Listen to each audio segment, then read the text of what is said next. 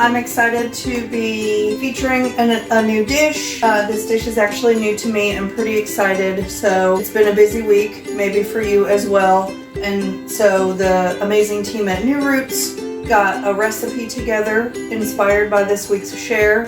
So together I will be learning about this dish with you. So we're gonna make beet burgers, which are featured on the newsletter. And I have some of my ingredients here. We will do more fun quarantine cooking DIY video making tonight. So I'm just gonna show you a few of the items that I have.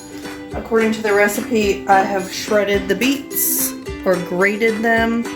I used a box grater. The recipe calls for a food processor, but my food processor is in storage right now. This is the rice and lentil mixture that the recipe called for, so I prepared this together. I actually love making brown rice and lentil pilaf as its own dish, so you may be able to tell this has a little bit of an orange coloring to it because I cooked it in vegetable broth that had a lot of carrots in it. That is already cooked and cooled according to the recipe.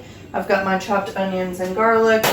I will be using matzo meal for the breadcrumbs that are called for in the recipe. And instead of almond butter, we made the recipe really allergen friendly, but I'm using peanut butter because that's what I have, and that's how we do quarantine cooking. So in my food processor, or this is a blender that has a blade that makes it work pretty nicely, I'm combining my rice, lentils, and grated beets. And I'm gonna go ahead and put the onions and garlic in. It occurs to me I should have done this in batches, but we're gonna find out together how well it works. And I'm gonna wait to put the breadcrumbs in until after I blend this up. Again, this is, according to the recipe, cooked and cooled brown rice and lentils. I cooked mine in broth, which you can do as well. Nut butter, onion, garlic, and shredded beets or grated beets. So I've ground things up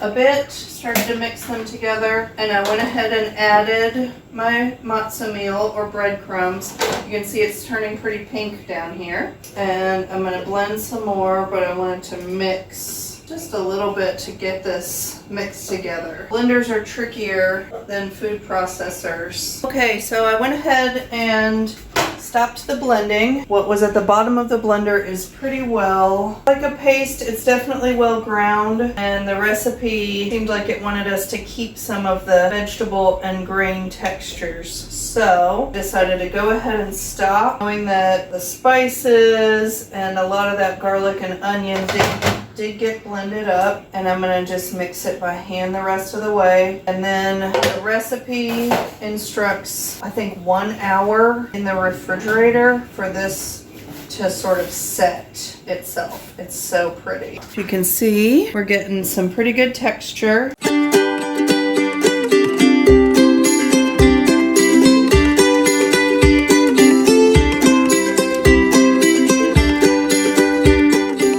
While my fake burgers are chilling, I'm preheating my cast iron. In an effort to expedite this, I spread the beet meat on on the outside of my bowl, and I'm putting it in the freezer to help speed this process up. Okay, you can see I've made 2 beet patties, and they're small. Look at them looking like meat. So I'm making myself sliders. You can see I shaped them like little patties. Got my skillet warming up, and I put just a little bit of olive oil. And I have to say, I'm not sure how they'll stay together once they're on the skillet, but they smell delicious. The combination of the onion, garlic, beet, and peanut butter just gives it a really nice smell already. I can tell they're going to be savory and yummy. So I want to make sure my oil's hot.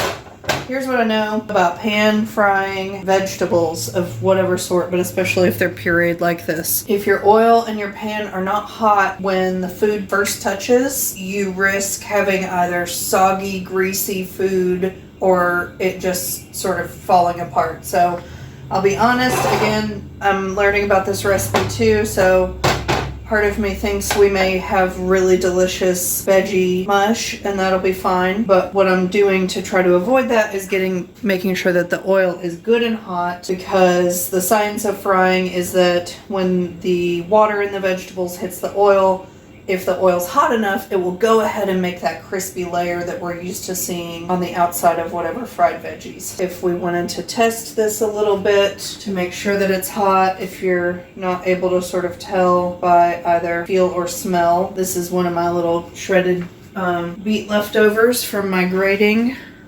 here. So I'm just putting that on the oil, and when the oil's hot, that will sizzle. Want to make sure that I can see one of them starting to get some little bubbles next to it.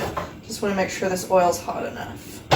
And you don't want it too hot. Like with anything, there it goes. Like with anything, if your oil starts to smoke, it's bad for both the food and your body. So you just want a little oil, and you want like a medium high, but not too high heat. So those guys are starting to sizzle. Want to check and make sure you all have a good view. I'm down to 1 minute, 45 seconds. So the recipe says, I could have let these chill longer too, you guys. And I could have shaped the patties and then put them back in the freezer, which is what I should have done. I'm going to do this one differently.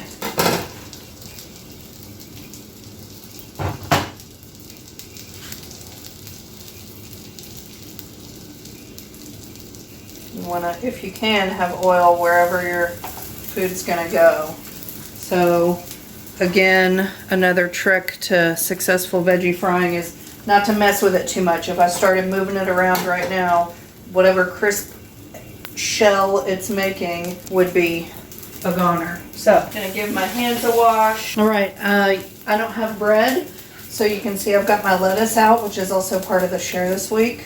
I'm going to serve myself my sliders on some lettuce. I did have to turn the heat down a little bit. You can see I've got a bit of a crisp outer part on my burgers there. So they're looking pretty good. The recipe says to flip them a number of times. I'm not going to flip them more than, I might cook them twice on each side, because I do want the center to get warm.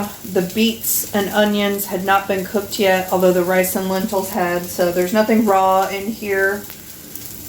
But I don't want them to not get hot all the way through. So making sure they stay on the oil and just letting them cook is what our next steps are. I'll be using some lettuce in lieu of bread, which I'm really excited about. And I'll stop there. Hope you all enjoy the rest of your shares and the rest of your week. See you next time.